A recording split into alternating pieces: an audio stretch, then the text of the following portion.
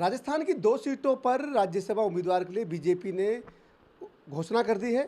इस बार नारी शक्ति वंदन अधिनियम के तहत 33% आरक्षण की जो बात लगातार बीजेपी करती है, उसके तहत महिला को टिकट दिया गया है। एक डॉक्टर सतीश पूनिया को दिया है, दूसरे अलका गुजर है। राष्ट्रीय टीम में आप काम कर चुकी हैं और ग्राउंड जीरो से आपकी पहचान मानी जाती है। आम जनता में लगातार आपकी पकड़ रही है और अलका गुजर हमारे साथ मैम से देखती है। पहली प्रतिक्रिया तो आपकी, क्योंकि एक पार्टी ने बड़ी जिम्मेदारी आपको दी है। ये सबसे पहले तो मैं धन्यवाद और हृदय से आभार माननीय प्रधानमंत्री जी, माननीय राष्ट्रीय अध्यक्ष जी, माननीय संगठन महामंत्री BL संतोष जी, स्टेट की लीडरशिप मुख्यमंत्री भजन लाल जी, मदन राठौड़ जी और हमारे सभी कार्यकर्ता बंधु जिनके विश्वास की वजह से पार्टी ने इस पद के लिए मुझे चुना है। और महिला प्रतिनिधित्व की आप बात कर रहे हैं। महिलाओं को आगे लाने का काम 2014 के बाद प्रधानमंत्री जी ने लाल किले की प्राचीर से घोषणा की थी। आधी आबादी को उसका ड्यू शेयर और उसको वरीयता देकर विकसित भारत के संकल्प के साथ जोड़ने का जो महत्वपूर्ण कदम माननीय प्रधानमंत्री जी उठा रहे हैं, उसका भी एक हिस्सा बनने का मुझे मौका मिला है। मैं अपने आप को गौरवान्वित महसूस करती हूँ कि पार्टी ने इस पद के लिए मुझे चुना और जिस तरह से समर्पण और पूरी निष्ठा के साथ मैं निरंतर पार्टी की हर गतिविधि करती आई हूँ। जो भी काम मुझे मिला है, मैं विश्वास दिलाती हूँ नेतृत्व को कि उसी निष्ठा और उसी समर्पण के साथ निरंतर काम करती रहूँगी। मैम, राजस्थान से आपको जिम्मा मिला और क्योंकि आप राजस्थान से ही हैं, और किस तरह की प्राथमिकताओं को अब आप लेके चलेंगे? किस तरह की आपको लगता है कि भाई अब मैं जिस दायित्व पे जा रही हूँ वहाँ से मुझे इन चीज़ों को देखने की ज़रूरत है, इन चीज़ों की मैं बात, क्योंकि देश के सर्वोच्च सदन में आप पहुँचेंगे मतलब? देखिए, राजस्थान में आज डबल इंजन की सरकार है। राजस्थान के विकास को गति मिल चुकी है, वो गति प्रगति की ओर आगे बढ़ती रहे।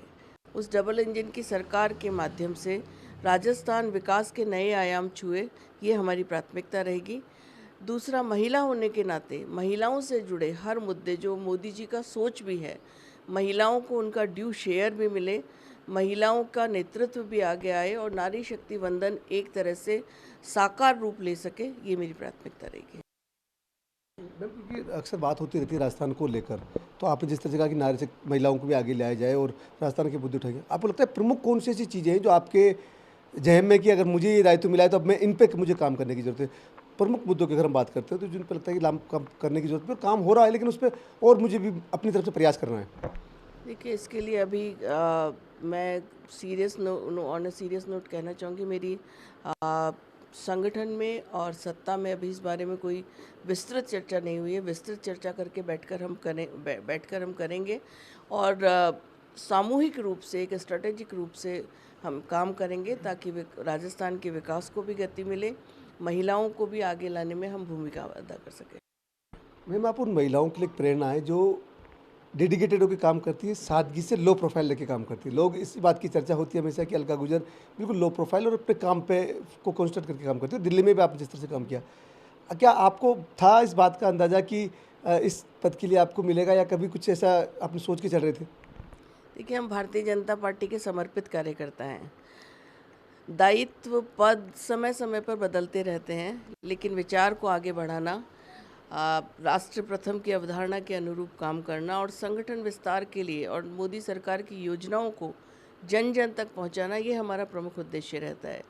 तो पद और दायित्व तो समय समय पर आते जाते रहते हैं, लेकिन कार्यकर्ता भाव से काम करना, ये हमारी हमेशा प्रमुखता रहती है और इसीलिए हमें पार्टी विद अ डिफरेंस कहते हैं। तो उसी के अनुरूप निरंतर मैं काम करती रही। संगठन की ने मुझे इस काम के लिए, इस दायित्व के लिए भी चुना है, तो उसी भाव के साथ मैं निरंतर काम करती रहूँगी।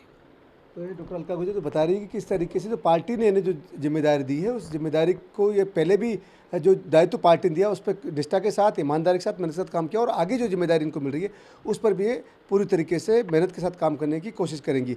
खास बात यह है कि क्योंकि राजस्थान से हैं, महिला हैं, तो राजस्थान को भी उम्मीद है कि अब सर्वोच्च सदन में राजस्थान की जो मुद्दे हैं उन पर ये उठाएंगी और उन पर चर्चा होगी। सहयोगी विजेंद्र के साथ जसवंत सिंह, ETV भारत, जयपुर।